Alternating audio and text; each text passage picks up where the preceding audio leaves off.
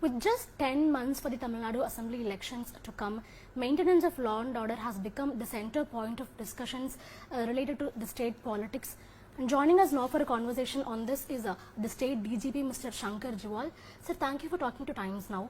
My first question to you is, the opposition parties in Tamil Nadu, be it the ADMK or the BJP, they've been claiming that the number of murders and the number of sexual crimes against women and children, they are on a constant rise in the state in the recent years.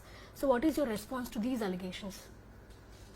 No, statistically it is not true, because this is one of the rare states, Tamil Nadu, where actually the number of murders have gone down progressively over last few years. We saw a peak around 2019, and then if you take murders in 23, there is a reduction in 24 compared to that, and we have the latest figure of first quarter of 25, which compared to 24 has a further reduction in murder. Now, generally murders reduction, we cannot take credit for that, because murders happen for different reasons. We classify them in 18 different parameters.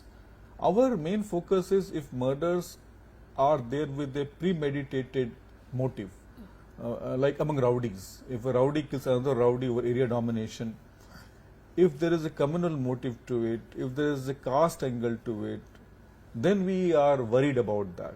In this category, now murders have reduced. Generally, with increase in population, murders also go up progressively, same number. We call it crime rate, murders per lakh of population, but it is reduced. Within this, what we take credit for is the reduction in the murder of with the rowdies motive and the communal and this thing. There is a great reduction, almost like 50% reduction in that. So, statistically itself, it's proven it's not correct. Second part is that crime against women, and I'll add children to that basically, because we combine, we have a vertical which we manage, crime against women and children. We are one of the states with the lowest rate of crime against women, if you go by the statistics of NCRB, National Crime Record Bureau, which is repository of entire country's statistics. Around 22 or so compared to 66 per lakh of population throughout country. Average is 66 around, and we are 22 or 24 around that is our figure. So again, statistically it doesn't gel well. There has been a rise in absolute number of crimes, if you add all crime against women and children. But you must see that crime against children is one aspect where awareness is a very important part. So when there was a slight rise in number of cases registered, we went in that and we found that awareness has played a major role, because a society, how aware it is regarding crime against children to report it proactively. We have seen that, for example, schools, small incident happens, within families, small incident happens, and they are brushed under carpet at times, not always, depending on society, depending on nature of crime. So we did a study of 2023-24 crimes. We found that in 23, for every 100 registered cases, 88 cases were where the complainant is a parent or a child, direct reporting of the case, and 12 cases come from indirect sources, which is crime, this child welfare committee, child welfare protection officer, hospitals reporting teenage pregnancy and all. 24, it has come to the ratio of 74 only versus 26. That means awareness is playing a major role in registration of these cases. So actually we welcome reporting of cases when it has happened, instead of for stigma or for other reasons trying to brush it under carpet. So statistics clearly show that now there is an increase statistically, but it's because of the awareness. This is scientifically done. So I think we will strongly disagree with both the contentions that there has been an increase which can be attributed to a lawlessness or something. And statistics speak about it. Sir, the opposition parties' claims are shaped by certain high-profile killings. For example, if we take the murder of BSP leader Armstrong, or the mining corruption whistleblower Jabagir Ali, or the retired sub-inspector from Tirunelveli, Mr. Zakir Hussain. So these crimes are specifically being mentioned by the opposition parties, and they are telling that these look like revenge murders. And so if we talk about these killings, can we attribute this to the intelligence failure on part of the Tamil Nadu Police Department, because these seem to be revenge murders, right? So I will just take a cue out of your card out of your pack, that if you can only quote 3 cases over last 4 years and say that this is the status of affairs in law and order, then my point is proven in a way, saying that there are anecdotal cases in every point of time and any given slice of history. There will be cases which look sensational and may be sensational as well at that point of time. But that we are only able to quote some 3 cases, of which I will say that 2 of the cases are actually with certain other motive than rowdyism or area domination for sure. The impression that this is to say that it attributes to a lawlessness or it attributes to a intelligence failure can be strongly rebutted. I will say that on average, if you see throughout country, statistically, the sensational cases, any day you pick up any national daily which is being published in Tamil Nadu and see what's happening across country, you will find that there are more sensational cases every day happening. So few cases do happen. What we have to see is that how we have reacted to those. Intelligence failure is said to happen when you have a series of things happening and when there is a earlier warning related. If a case, still the cases can happen where we do take action, but all these cases which you are referring to are something which happened for a particular motive, at particular instance. So attributing intelligence failure to them, I'll think that will be going a shade beyond professional call. And overall, if you see, the state has had a very peaceful tenure all along. Even the cases you are referring to, the action of state is very swift and very strong in all the cases.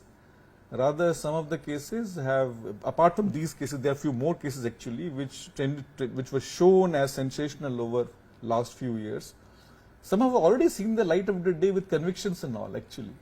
So I will again say that let us have a very dispassionate view, and we will see that that's not true. It cannot be called either as a failure of law order or as intelligence failure.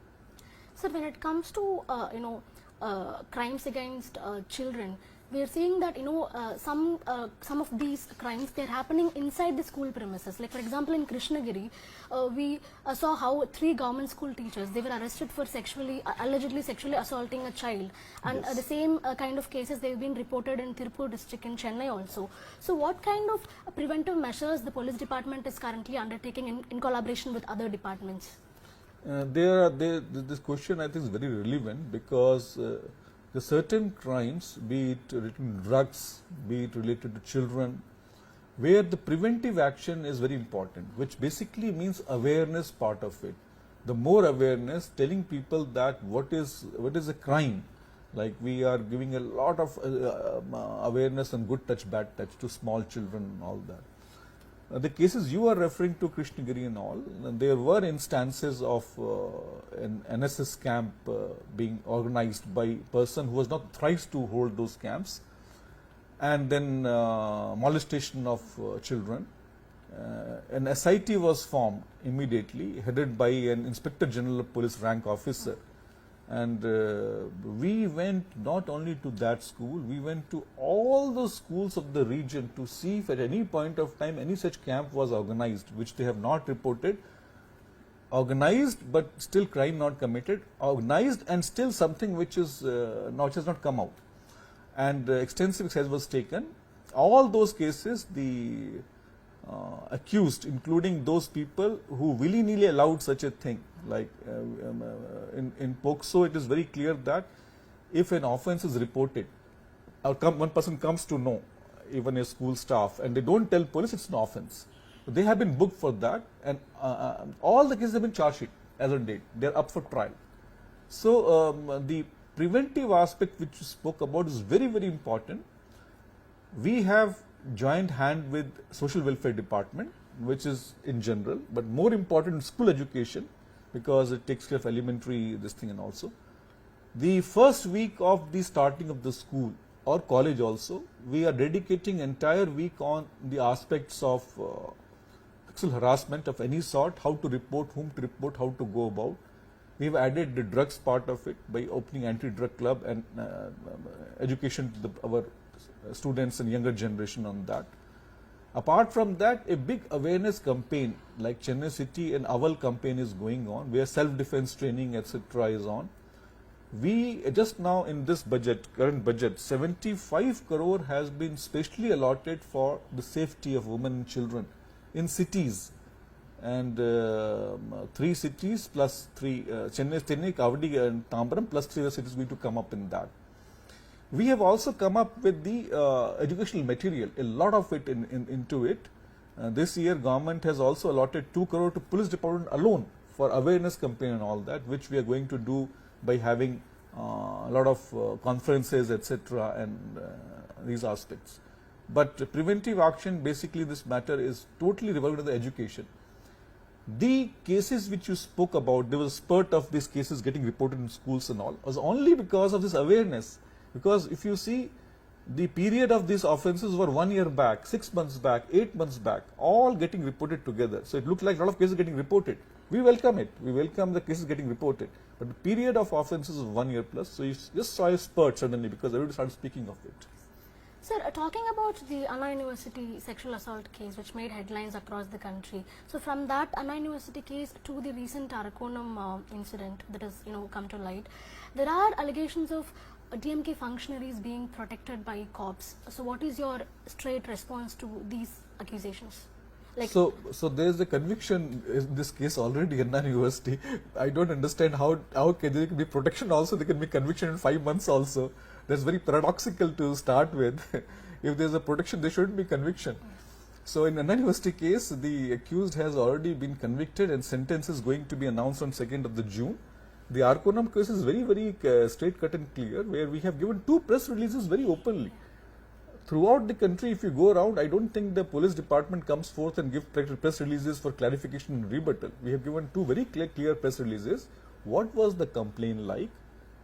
The photograph and the video of the 2 persons, I'm not naming them X, Y and Z, getting married in a temple and all, and their entire transactions thereafter, everything has been stated.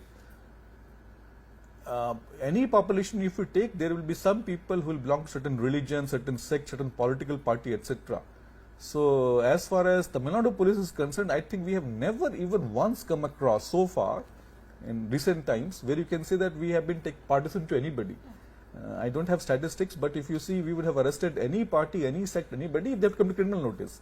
For us, a crime is a crime, as a criminal is a criminal. So there is no political influence at all, is what? Not at all. It's a zero. It's I will say simply say, I've given you the example of paradoxical part of it. If you say he is a political functionary getting convicted also in 5 months, so not at all. No, please, that is not correct.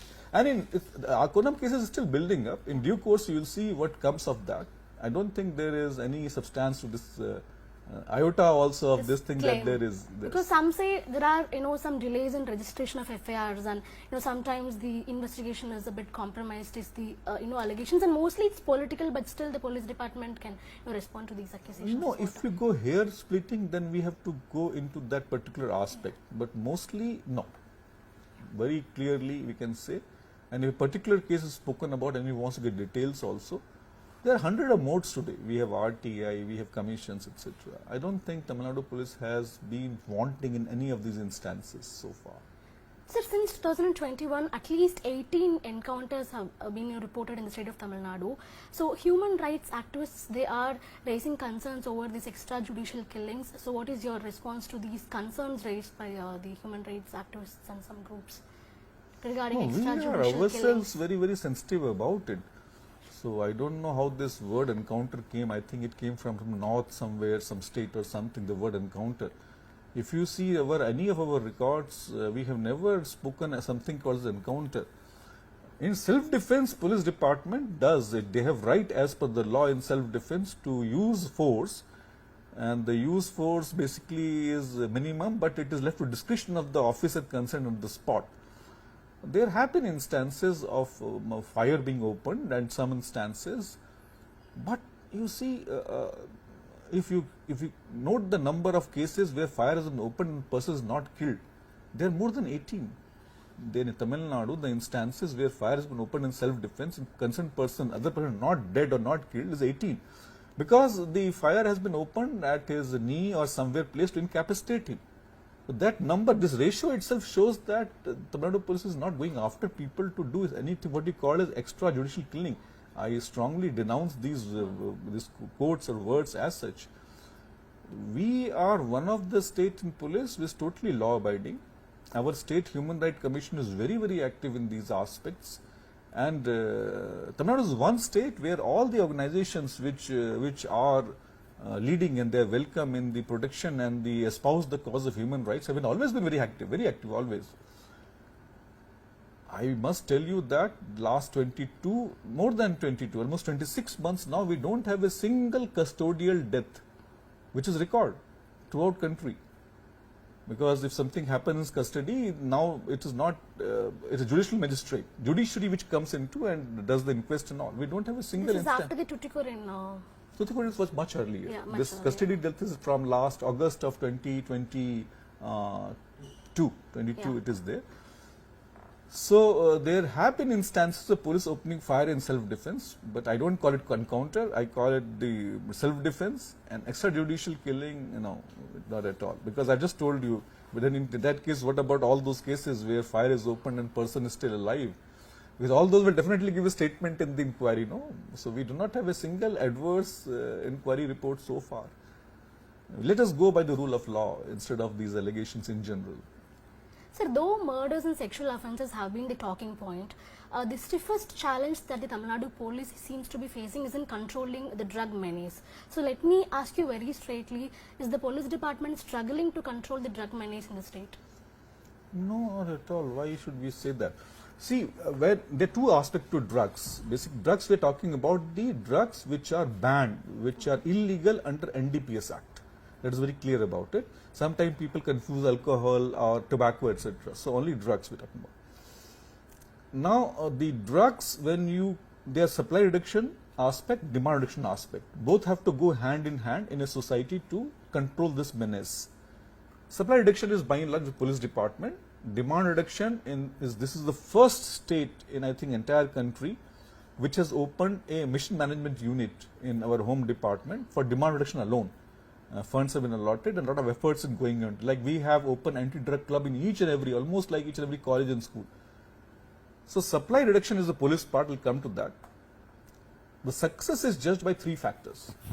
Internationally standards. If you enforce it pretty well, the street price of drug goes up. Why it goes up? Because you are controlling supply so that it is less, demand remains same. So supply demand equation, the prices will go up because quantity is less now. A particular drug, cannabis, which is sort of a pretty common drug, the prices have gone 3 times throughout the state. So it shows that that formula works, that there is a reduction of the availability of drug on the streets. Second thing is substitution effect, what we call is internationally known phenomena. When you reduce this, when you control supply, this drug is not available, so let's go for something else. We have a major menace of actually tablets now, and tablets are something which is, some of them are not illegal again. So the off-the-shelf availability of these so-called drugs, which can be opioid based or painkillers, which tend to give a high to them, has gone up substantially. It has gone 10 times up, which we are addressing now. This thing. Third is that a person who is involved in the organized crime of contraband, he tends to break the quantities. If you have earlier seizure of, let us say, for example, X quantity average, if it has gone X by 3, X by 4 per seizure, like 100 kg was common seizure, now it is on 20 kg, it means he is breaking his consignments because he knows that there is chance of interception. So the more cost of manpower and all that, but he doesn't want risk of seizure. All things happen in Tamil Nadu. So scientifically, we are talking about the effect of the police in supply reduction. Let somebody counter it. But the menace is there.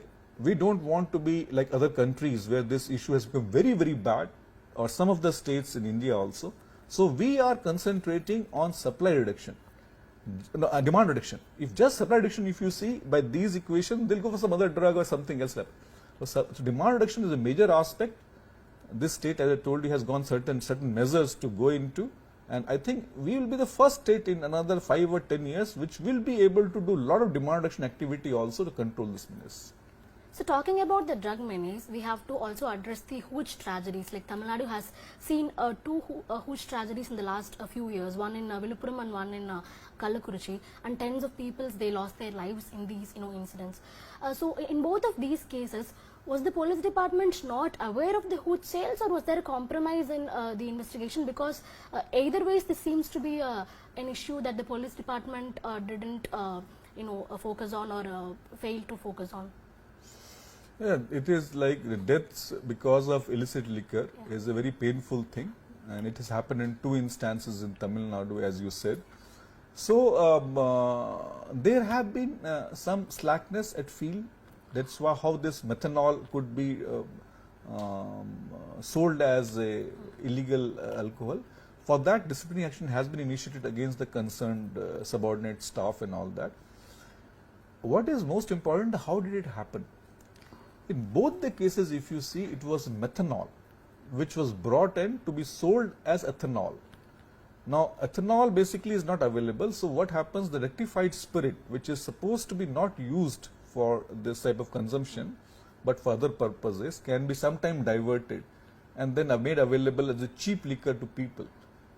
So when you control the supply of this rectified spirit, that is ethanol, then people look for other mode supply. I told you substitution effect and all.